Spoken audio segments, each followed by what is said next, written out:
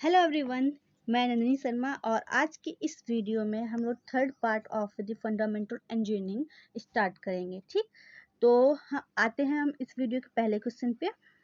Find the eigen values of the matrix A equal to, ये matrix आपकी given है। Okay, अब हम इसके ऑप्शंस दिए हुए हैं, कितने हैं? 4 ऑप्शन है, A B C and D. तो आपका तो पहले हम सीधे सीधे बताए, इसके दो मेथड होते हैं। पहला तो हमारा एक स्टैंडर्ड मेथड होता है कि हम लोग करेक्टरिस्टिक इक्वेशन के थ्रू क्या करते हैं, इसको इक्वल टू 0 करते हैं। ठीक, फिर उसके बाद डिटरमिनेंट निकालते हैं।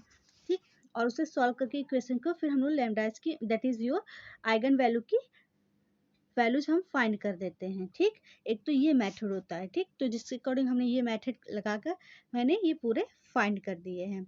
और प्रीवियस वीडियो में हमने आपको और भी मेथड बताए थे, जो कि हमारा सेकंड मेथड है, स्टैंडर्ड मेथड है, जिसमें हमें बताया गया है कि अगर मैट्रिक्स है तो केवल दो प्रॉपर्टी मस्ट आपको फॉलो करना चाहिए। पहला तो ये प्रॉपर्टी है कि हमारे जितने भी समेशन ऑफ आइगन वैल्यूज हैं वो हमारे क्या होंगे, summation of sum of diagonal elements के होंगे। ये हमारा पहला प्रॉपर्टी होता है। दूसरा प्रॉपर्टी होता है जो डिटरमिनेंट होता है, वो किसके इक्वल होता है, प्रोडक्ट ऑफ आइगन वैल्यूज के होते हैं।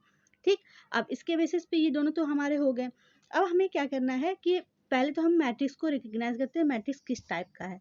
तो हम मैट्रिक्स को देखते हैं, तो बेसिकली ये मैट्रिक्स कैसा है, ये हमारा मैट्रिक्स सिमेट्रिक मैट्रिक्स है। ओके, जब ये सिमेट्रिक मैट्रिक्स है तो हमें पता है कि in the case of symmetric matrix हमारा क्या होता है, एक तो वैल्यू जो होगी वो क्या होगी, 0 होगी ही होगी, और जो रिमेनिंग वैल्यू होंगी वो इट शुड बी क्या हो सकते हैं, वो रियल होंगे। ठीक, तो ये हमारी प्रॉपर्टी, तो इसके अकॉर्डिंग तो हमें पता चल गया कि हमारे एक लैम्डा की वैल्यू तो होगी 0, और जो दो बच्चे हैं, क्योंकि हमारे पास 3/3 की है, तो हमारे पास कितने आएंगे, 3 आएंगे। वो क्या होंगे, वो हमारे रियल नंबर्स होंगे। ठीक, अब हम क्या करते हैं, सबसे पहले तो डिटरमिनेंट निकालते हैं। जब डिटरमिनेंट निकाला तो हमें क्या मिला, 0 मिला। ठीक, इससे ये पता चल गया कि ये हमारा किस टाइप का मैट्रिक्स है, ये हमारा सिंगुलर मैट्रिक्स है। ये भी हमें इससे पता चल जाता है। अब नेक्स्ट वर्क करते हैं, तो ये हमें सेकेंड प्रॉपर्टी लगाते हैं। ठीक, सेकेंड प्रॉपर्टी लगाने पे हमें क्या मिलता है कि हमें product of lambda equal to 0 होता है। ठीक, क्योंकि हमारे जो डिटरमिनेंट की वैल्यू आई है, क्या आई है, 0 आई है, इस वजह से हम इक्वल टू 0 रखेंगे।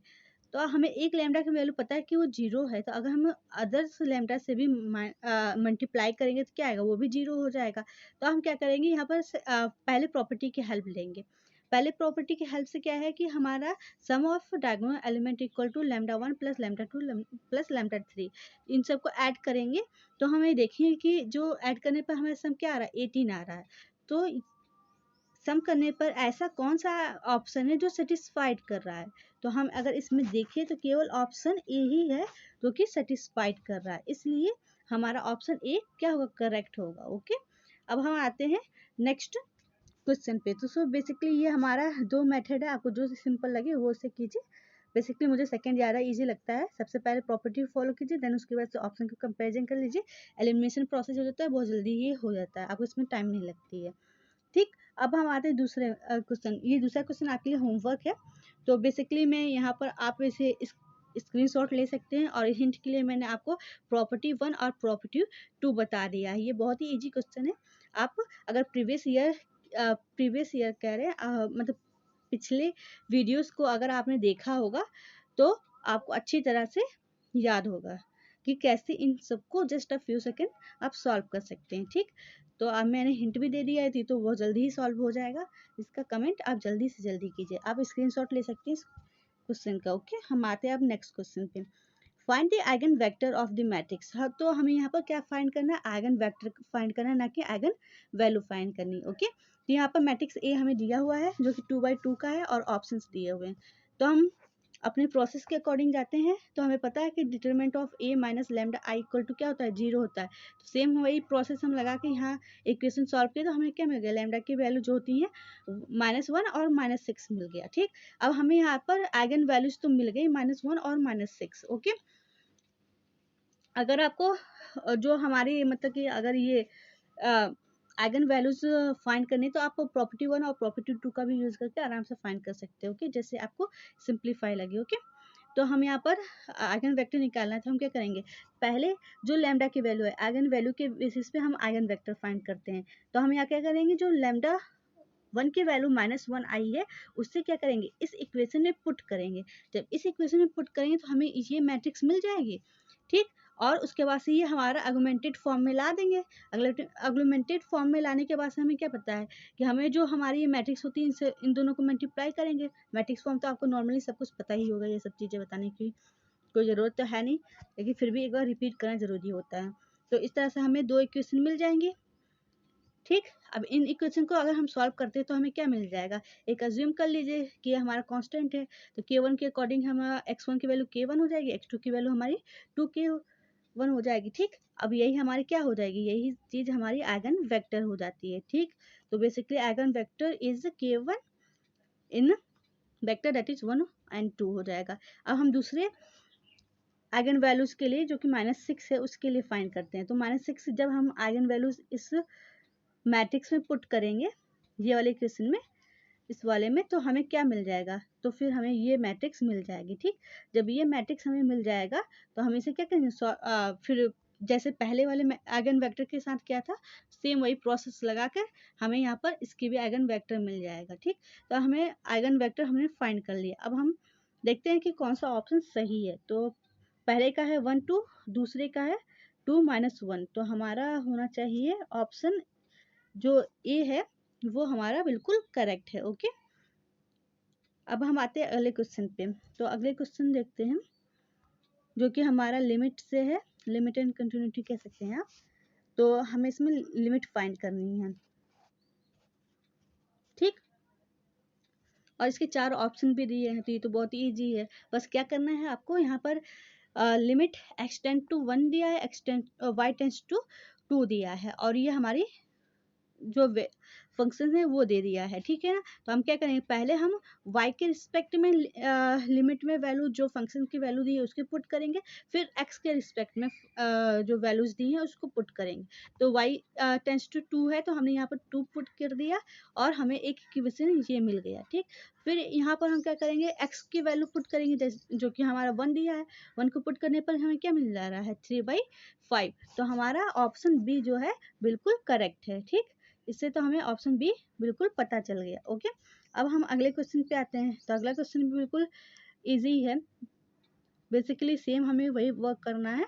और इसमें हमें बताया है क्या करना है, पहले हम y के रिस्पेक्ट में वैल्यू पुट करेंगे तो हमें ये मिल जाएगा, लेकिन हमें पता है कि जब y के रिस्पेक्ट में हम वैल्यू रखेंगे तो 0 0 ही हमें फाइंड होगा, ठीक है ना। जब इसे सॉल्व किया पूरी तरह से, x के रिस्पेक्ट में भी वैल्यू है तो यहाँ पर 0/0 है। हमें पता है कि 0/0 कभी भी एग्जिस्ट नहीं करता है, इसलिए ऑप्शन सी आपका करेक्ट आंसर है। अगर आप चाहे तो इसके फर्दर भी सॉल्व कर सकते हैं। आप एल हॉस्पिटल रूल लगाइए और उसके अकॉर्डिंग इसको सॉल्व कर लीजिएगा। तो इसके अगर ऑप्शन डी दिया होता तो इसके अकॉर्डिंग ऑप्शन डी भी हो सकता है, लेकिन उसे भी चेक करना पड़ेगा कि वाकई ये उसे फॉलो कर रहा है या नहीं कर रहा है। अब आते हैं ऑप्शन 6 पे। तो ऑप्शन 6 भी बहुत ईजी है, ओके। अब इसे हम सॉल्व करते हैं। ये बहुत ही ईजी है क्वेश्चन, थोड़ा सा आपको ट्रिकी लग रहा होगा बट ऐसा कुछ नहीं है, बहुत ही ईजी है।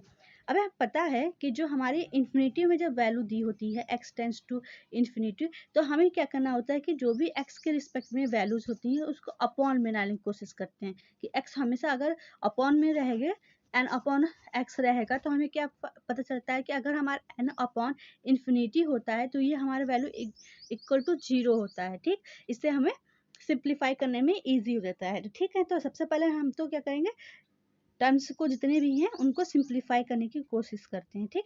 तो हमें वैल्यूज दी हुई हैं। अब यहाँ पर देखिए y टेंस टू 2 दिया है, तो इसमें तो कोई इजी मतलब कि डिफिकल्टी है नहीं, बहुत ईजी है। बट वैल्यूज यहाँ पुट करेंगे और उसके रिस्पेक्ट में हमें लिमिट मिल जाएगी। अब जब हमने सॉल्व करना है x टेंस टू इन्फिनिटी के फंक्शन में, जब हमें सॉल्व करना होगा तो ये हमारे लिए क्या होता है, कॉम्प्लेक्स बन जाता है, ठीक है ना। तो इसे सॉल्व करने के लिए क्या करेंगे, हम यहाँ से x को कॉमन कर लेंगे, ठीक। इस वाले फंक्शन से, इस वाले इक्वेशन से हम क्या करेंगे, वैल्यू ऑफ x कॉमन करेंगे तो हमें ये इक्वेशन मिल जाएगी, ठीक। अब यहाँ पर हम जब इन्फिनिटी रखेंगे तो हमें पता है इसकी तो वैल्यू इन्फिनिटी है, कोई प्रॉब्लम नहीं है। जब इसे करेंगे तो ये हमारा क्या हो जाएगा, 2/इन्फिनिटी सॉल्व करने पर हमें 2/x मिलेगा।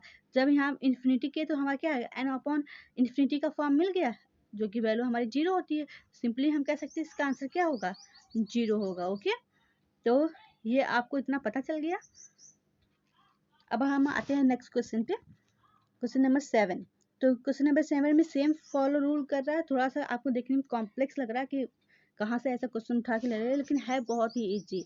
बस क्या करना है, हमें यहाँ से एक्स स्क्वायर कॉमन कर देना है और यहाँ से एक्स को कॉमन कर लेना है। ठीक है, जब इन दोनों को कॉमन किया तो यहाँ से यहाँ ये दोनों कैंसिल आउट हो जाएंगे और ये हमें एक एन अपॉन एक्स के फॉर्म में मिल जाएगा। ठीक है ना, एन अपॉन एक्स के फॉर्म में जब मिल जाता है तो हम क्या करेंगे, सेम यही हम पावर के साथ भी करेंगे। जब इसे हम इतना करने पर, सिंप्लीफाई करने पर हमें एक इक्वेशन मिल जाएगा। ठीक, अब हम क्या करेंगे, उस अगले इक्वेशन में जो हमें मिला है, जो कि ये और ये है, तो इनमें हम डाल देंगे। हमें पता है कि वैल्यू जो होती है एन अपॉन एक्स की वैल्यू, जो इन्फिनिटी की वैल्यू होती है, वो क्या होती है, जीरो होती है। इसलिए ये और ये टर्म हमारे जीरो हो गया और जब इसे सिंप्लीफाई किया तो हमारे 1/2 हो गया। ठीक, तो इससे हमारी वैल्यू जो आती है, इसकी हम करेक्ट आंसर कहेंगे ऑप्शन ए इसका सही है, मतलब 7 के लिए ऑप्शन ए करेक्ट आंसर है। ठीक, अब हम आते हैं नेक्स्ट क्वेश्चन पे, क्वेश्चन नंबर 8 है, जो कि हमारा वेक्टर से, क्योंकि कभी कभी क्वेश्चन ये भी पूछे गए हैं और ये जो सोनोलॉइडल वेक्टर है, ये एटलीस्ट 2 to 3 टाइम्स पूछा जा चुका है इसके बेसिस पे क्वेश्चन। और इसमें क्या पूछता ही क्या है, बस वैल्यूज को फाइंड करने के लिए, एम की वैल्यू निकालिए, एन की वैल्यू निकालिए, इस टाइप की वैल्यू करके निकालने के लिए हमेशा पूछता है। बस हमें पता होना चाहिए जो सोनोलॉइडल वेक्टर होता है वो होता क्या है। बेसिकली सोनोलॉइडल वेक्टर हमारा क्या होता है, डाइवर्जेंस होता है। जब हम डाइवर्जेंस को इक्वल करते हैं जीरो के, तो वो हमारा कहलाता है सोनोलॉइडल वेक्टर। ओके, तो हम यही सेम चीज करेंगे। Del vector F equal to, हमारे इससे सिंप्लीफाई करेंगे, ये हमारा डाइवर्जेंस का फॉर्म होता है, तो इसी किया और डॉट हमने यहाँ फंक्शन ऑफ एफ ये दिया हुआ है, इसकी वैल्यू यहाँ पुट कर दिया। ठीक, अब दोनों को मल्टीप्लाई करेंगे या फिर उसके हिसाब से हम क्या करेंगे, डिफ्रेंशिएट करेंगे, तो हमें मिल जाता है m-5 + 2, तो जो कि हमारे किसके इक्वल है, जीरो की इक्वल है। तो हम बस यहाँ से वैल्यू को पुट करेंगे इक्वल टू 0 एंड यहाँ से हमें क्या वैल्यू ऑफ m मिल जाएगा 3। तो इसके हिसाब से आंसर आपका ऑप्शन सी आपका करेक्ट आंसर होगा। अब हम इस क्वेश्चन के, इस सेशन के लास्ट क्वेश्चन पे आते हैं, जो कि क्वेश्चन नंबर 9 है। तो हमें फाइंड करना यूनिट नॉर्मल वेक्टर। ओके, तो ये भी क्वेश्चन हमारे वेक्टर से है। यहाँ पे एक आप करेक्शन कर लीजिएगा, यहाँ पर जहाँ सरफेस x इक्वल टू लिखा है वहाँ पर आप z कर लीजिएगा। ठीक, तो z² + y² at the point, तो यहाँ पर पॉइंट भी ऑलरेडी हमें दिया हुआ है। हमें फाइंड करना है यूनिट नॉर्मल वेक्टर। ओके, ये बहुत ही इजी है, जैसे ही हमने पहला वाला क्वेश्चन सॉल्व किया है, बस वही सेम प्रोसेस हमें इसमें लगाना है। अब यही सेम प्रोसेस जब इसमें हमने पुट किया, हमें यहाँ से फंक्शन की वैल्यू निकाल लेनी थी, जो कि हमारा क्या है, delta equal to z - x² - y, जो कि यहाँ से हमें सिंप्लीफाई करके हमने यहाँ से निकाल लिया। ओके, ये z है। उसके बाद से इतना करने के बाद हमने क्या किया, इसका डाइवर्जेंस निकाला। जब डाइवर्जेंस निकाला तो हमें ये वैल्यू मिल गई ना, ये हमारी del phi equal to -2xi cap -2y j कैप प्लस k कैप। ओके, तो ये हमारे यहाँ से मिल जाता है वैल्यू, बट यहाँ पर पॉइंट ऑलरेडी हमें दिया हुआ है, तो ये तो और हमारे लिए इजी कर दिया है। यहाँ पर पॉइंट क्या है, एक्स वाई जेड की वैल्यूज हैं, तो बस यहाँ पर एक्स वाई जेड की वैल्यूज पुट किया, तो हमें यहाँ पर -2i cap -4j cap and k cap है। तो यहाँ से देखिए हमारा एक वैल्यू तो ऐसे ही पुट हो गया, तो हम सीधे सीधे बता सकते हैं कि हमारा ऑप्शन बी ही हमारा करेक्ट आंसर है। तो देख रहे हैं एक चीज से आपका कितना कुछ फायदा हो रहा है, मतलब एक मेथड अगर आपको अच्छी तरह से आ गया तो दूसरा तो आराम से आप निकाल ही लेंगे, या फिर अगर नहीं निकाल पाएंगे तो उसकी हेल्प से इतना तो बता सकते हैं कि यही ऑप्शन आपका करेक्ट होगा। ठीक है ना, अब हम पूरी तरह से फॉर्मूला देखते हैं कि यूनिट नॉर्मल वेक्टर का फॉर्मूला होता क्या है। तो यूनिट नॉर्मल वेक्टर का फॉर्मूला होता है del phi upon del mod of del phi. Okay, तो बस हमने डेल फाई तो निकाली है, मॉड निकालने के लिए क्या कर सकते हैं, जो हमारा आई कैप है, जे कैप है और के कैप की जो कोफिशिएंट है उनका क्या कर सकते हैं, स्क्वायर कर देते हैं under root, within under root. तो इसके अकॉर्डिंग हम जब ये सॉल्व करते हैं तो ये हमारा ऑप्शन सी बी जो होता है बिल्कुल करेक्ट होता है। ठीक है ना, तो आज का सेशन यहीं पे समाप्त करते हैं। आई होप आप सभी को हर एक क्वेश्चन अच्छी तरह से समझ में आ चुका होगा, और आज का होमवर्क क्वेश्चन भी आपको पता है कि इस क्वेश्चन नंबर 2 का आपको आंसर देना है। इसका आंसर आप विद इन 2 मिनट के अंदर ही कर सकते हैं। बेसिकली यह 30 सेकेंड का ही क्वेश्चन है, बट आप इसे 2 मिनट के अंदर ही सॉल्व करके और अच्छी तरह से इसका आंसर हमें सेंड कर सकते हैं। मैं वेट करूँगी आप इस क्वेश्चन का आंसर कब सेंड करते हैं, और जो व्यक्ति इस क्वेश्चन को आंसर को सेंड करेगा वो व्यूअर ऑफ द वीक कहलाएगा। Thank you for watching.